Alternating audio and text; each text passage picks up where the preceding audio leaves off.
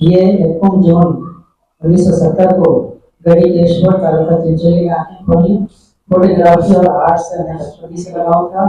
چنانچہ انہوں نے گلبرگہ یونیورسٹی سے ماسٹر آف فائن آرٹس کی سند حاصل کی.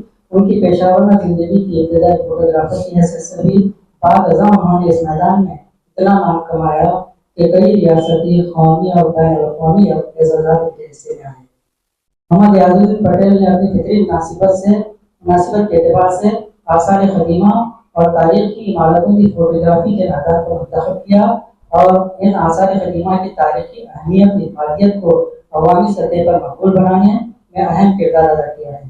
ان کے کئی فوٹوگراف نے عالمی شہرت حاصل کی ہے. بالخصوص شہر گلبرگہ کے قلعے میں واقع جامع مسجد کی فوٹوگراف نے قومی سطح کے مرکزی للت کلا اکیڈمی کے ایوارڈ کے مستحق قرار پائی. آثار قدیمہ سے ان کا لگاؤ جنون کی حد تک ہے.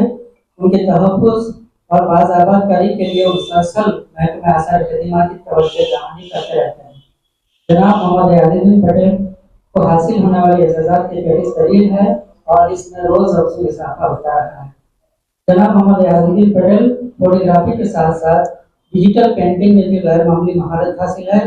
ان کے فوٹوگرافس اور پینٹنگز کی سولو اور گروپ ایگزیبیشن ملک اور بیرون ملک کے سینکڑوں شہروں میں منعقد بھی ہیں. جناب محمد یاد الدین پٹیل نے دنیا کے تقریباً 1/3 ممالک کا سفر کیا ہے اور گلبرگہ کے نام کو روشن کیا ہے.